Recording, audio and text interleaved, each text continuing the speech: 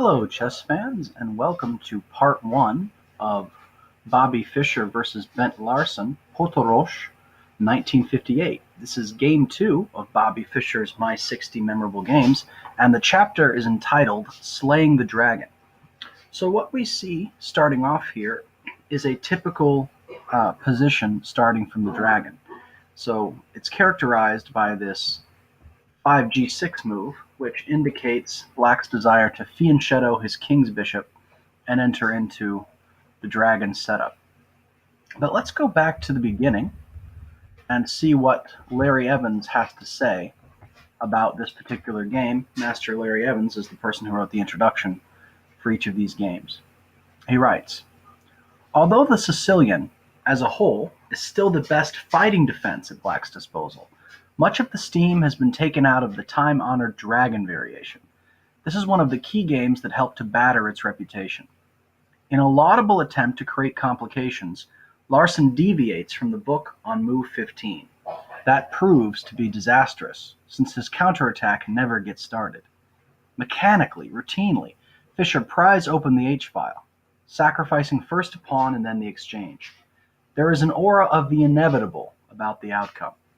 Here the notes are as instructive and lucid as the text, which is an object lesson in how to mount an assault against the fianchettoed king's position. So let's go through the game with Bobby Fischer's annotations. Fischer begins e4, his favorite, c5, the Sicilian defense. Fischer writes, the Sicilian defense had gained popularity as the #1 response to e4 in the 1950s, and largely due to the Soviet masters. Fischer plays knight f3, most common response, d6. Black could also play knight to c6, that's the old Sicilian variation. d6, d4, this is the common exchange in the center, and knight f6. Now, knowing that the Sicilian dragon is typified by this fianchettoed bishop, one question worth asking is, why not g6 right away? So when we look at g6 right away, why wouldn't we just go right into that? Well, the answer is not wanting to give white an opportunity to play c4 before playing knight c3. If you're in this position, whether it's the old Sicilian or the modern Sicilian, if black plays g6 early, one of the recommended things to do is to play pawn to c4, which can lead into a formation called the Marazzi bind. It's when you have the c4 pawn here and this e4 pawn here, really giving a ton of control over d5, which can really help white to cramp black's position. However, if black plays the more typical move, knight f6, he's attacking d4, and white simply does not have time to get c4 in before playing knight c3. And that is precisely what Larsen does. So then we go into the dragon variation. This is the most common first 5 moves of the Sicilian, and here's where the main branches of theory tend to break off. g6, as we know, leads us into the dragon, but there are other options as well. The main option is probably the Najdorf, that's after Miguel Najdorf, and this, by the way, a6 can still just be a preamblum to playing e6 or g6. Oftentimes that move just comes in first. The e6 move, of course, is the Scheveningen defense. It's characterized by this small center here that black maintains. And then, of course, we have the Sveshnikov, which we saw quite a bit in the recent World Championship match. And of course, you could just go classical as well and play knight c6. All of these are playable, but Larsen goes directly into the dragon variation. Fischer writes, Larsen was one of the diehards who refused to abandon the dragon until recently. White's attack almost plays itself. Weak players even beat grandmasters with it. I once thumbed through several issues of Schachmannsche Bulletin when the Yugoslav attack was making its debut, and found the ratio was something like 9 wins out of 10 in White's favor. Will black succeed in reinforcing the variation? Time will tell. Fischer. The interesting thing about openings is they go in and out of styles. It was true that at this time, in 1958, the Yugoslav was thought of as a definitive weapon against the dragon, but that would change over time as masters would find improvements, and I will talk more about that later on.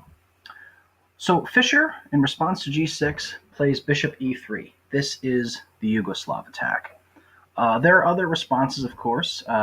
Bishop e2 is a response. Bishop c4 is also a response. There are a lot of different ways one can meet this, but the most popular is bishop e3. The beautiful thing about the Yugoslav attack, as Fischer hints, is that the ideas are simple enough that even I have a general idea of what to do when playing against the dragon. I have a couple of tournament wins to attest to that. But it's not quite as simple as Fischer would make it seem. We spoke before about how variations evolve and change and how things catch up. In 1995, which of course was many years later, 35 years later or so, in 1995, Garry Kasparov defended his world championship title against Vichy Anand in New York. And in that match, Kasparov played the dragon 4 times and won 2 games with black and got 2 draws. So at least at that point in time, the Sicilian dragon showed that the Yugoslav attack was not the dominant weapon that Fischer thought it was at the time.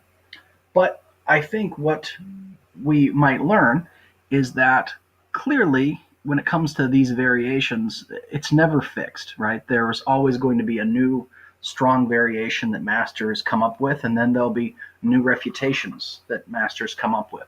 But at the amateur level, for people like you and me probably, it's good to be familiar with the basic ideas and know what white and black is going for rather than memorizing countless variations. For those of us who are under 2000, understanding the principles and the reasons behind moves in the opening is often much more valuable than knowing a lot of the lines in the opening themselves.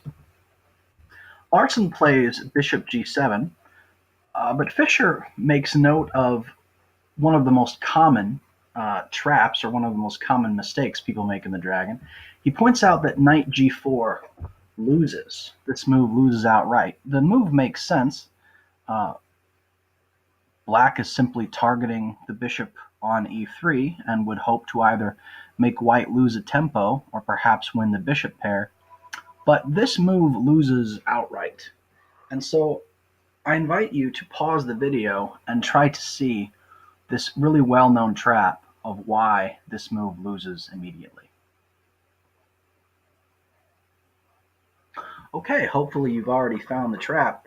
The reason why knight g4 loses immediately is because of bishop b5.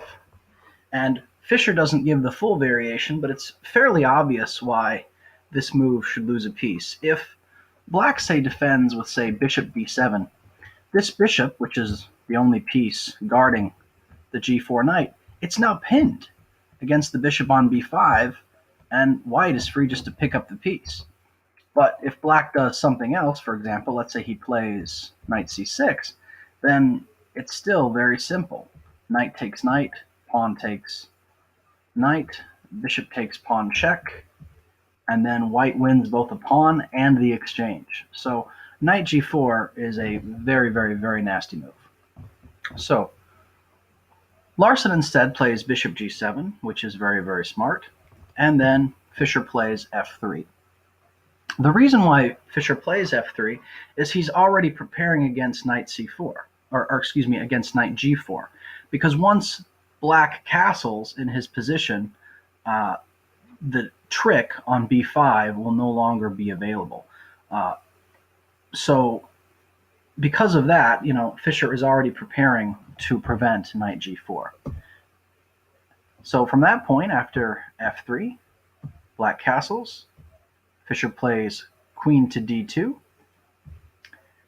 Larsen plays knight to c6, and Fischer plays bishop c4. This is a refinement. The main theory used to be castling on the queen side at this point, but Fischer says that bishop c4 instead is an improvement because it's trying to prevent the d5 push, similar to the logic of a Marazzi bind.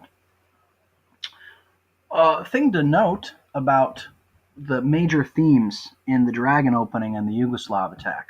We notice a few moves ago, on move 8, that Fischer moves to queen b2, and he doesn't explain why, because his annotations are for very serious players who already know the reason why queen d2. It's not just preparing queenside castling, but it's also setting up this beautiful queen-bishop battery on that c1 to h6 diagonal. One of the major ideas in the Dragon is going to be that white wants to put his bishop on h6 at some point and to exchange it, because the king's bishop for black, or the Dragon bishop, is probably going to be black's best minor piece in this position. So if white can successfully exchange the dark squared bishops, it will make his getting at the king much easier, because the long-term goal is white is going to castle queenside and then try to march his h-pawn and his g-pawn up the board in order to get at black's castled king. So this is where we're going to stop just for now, just because I only have so many minutes per video. So we will pick up in part 2.